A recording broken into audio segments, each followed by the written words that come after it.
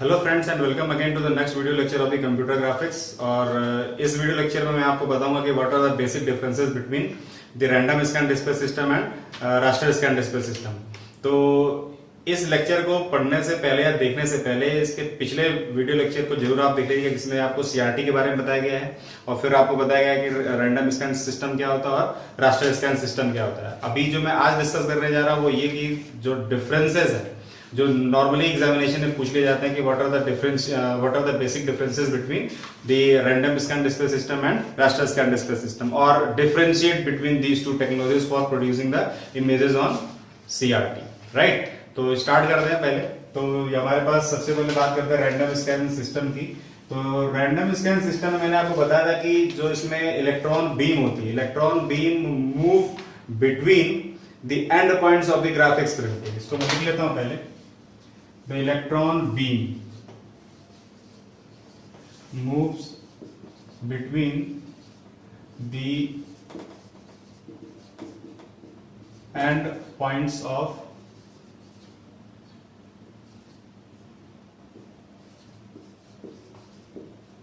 graphics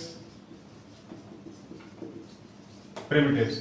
इसको आपको मैंने उसमें एक डायग्राम के थ्रू भी दिखाया था कि मान लो आपके पास ये कि लाइन यहां पे है,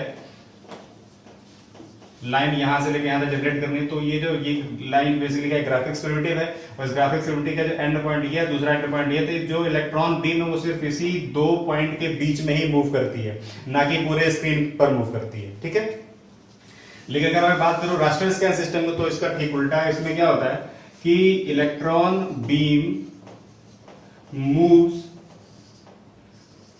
all over the screen from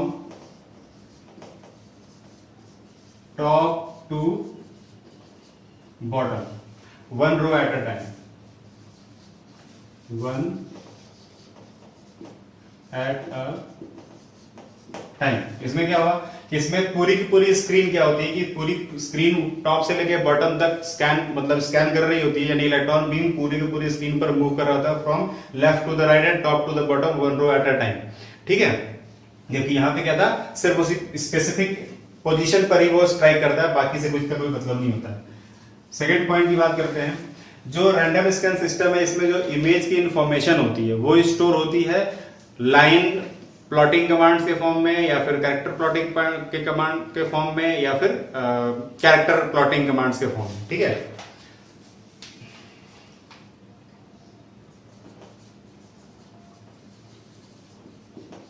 information about image is stored in point character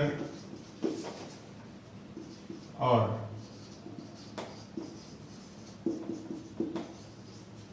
line plotting commands in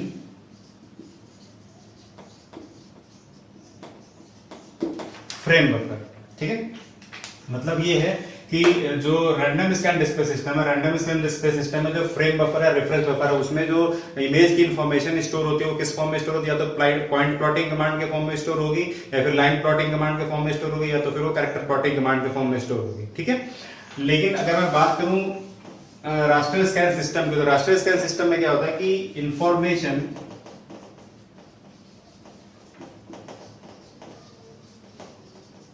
about image is stored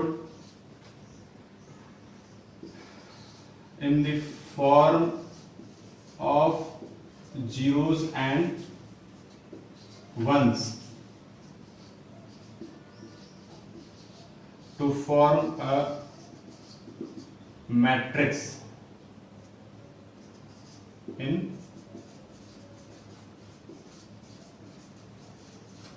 the frame.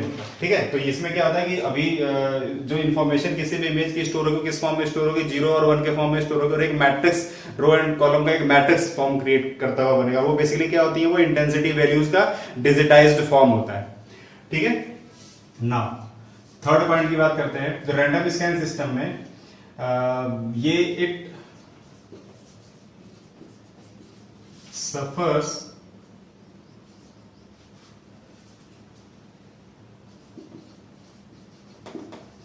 From the flickering problem when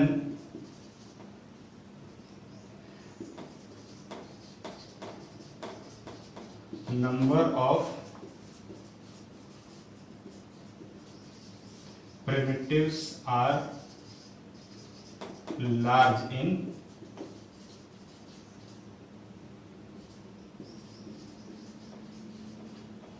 frame. कहने का मतलब है कि अगर रैंडम स्कैन डिस्प्ले सिस्टम में जो refresh buffer है उसमें अगर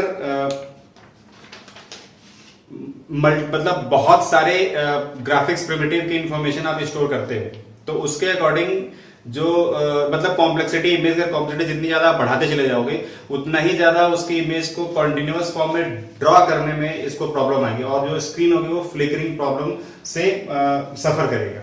तो इसमें लिखा हुआ कि this particular technique suffers from the flickering problem when the multiple number of information about a particular image is stored inside the frame buffer. But in raster scan display system, it is here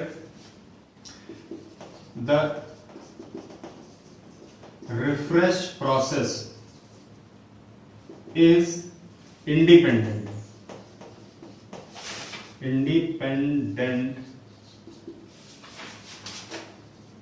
of the complexity of image। यहां पर क्या होता है कि जो raster scan display system में इसमें जो रिफ्रेशिंग प्रोसेस है कि इमेज जनरेशन है वो इमेज की कॉम्प्लेक्सिटी से कंप्लीटली इंडिपेंडेंट होता है। मतलब वहां पर फ्लिकरिंग प्रॉपर्टी प्रॉब्लम नहीं आएगी चाहे आप उस इमेज की कॉम्प्लेक्सिटी कितनी भी ज्यादा, यानी कि फ्रेम बफर चाहे जितना भी भरा हुआ हो, कितना भी बड़ा क्यों ना हो, उस पर फ्लिकरिंग की प्रॉब्लम वहां पर नहीं आएगी। ठीक है। Now fourth point, scan conversion is not required.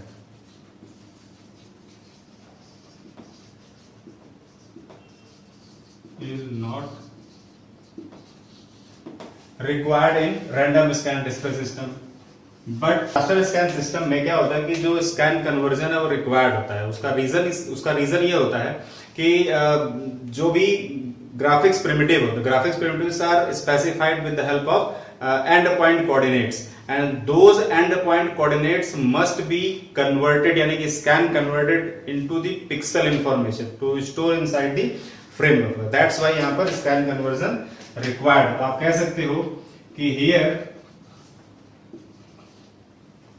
the graphics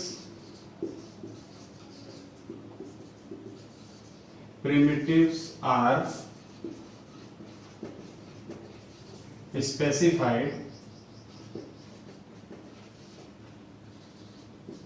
with end point coordinates that must be scan converted into pixel into corresponding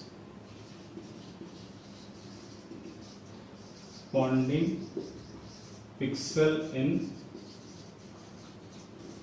frame buffer, right? That's why scan conversion is required in raster scan system। Fifth part में देखते हैं, it is costly and it is less expensive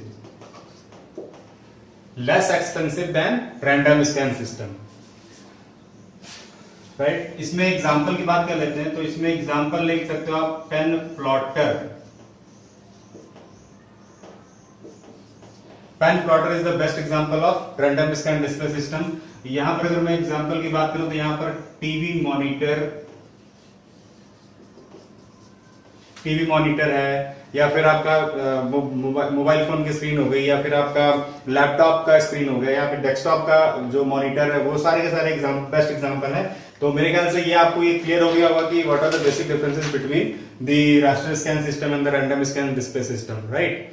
तो आज के lecture में इतना ही sufficient है। So we will meet in the next video lecture, जहां पर हम कोई और नई टेक्निक डिस्कस करेंगे। Till then, thank you.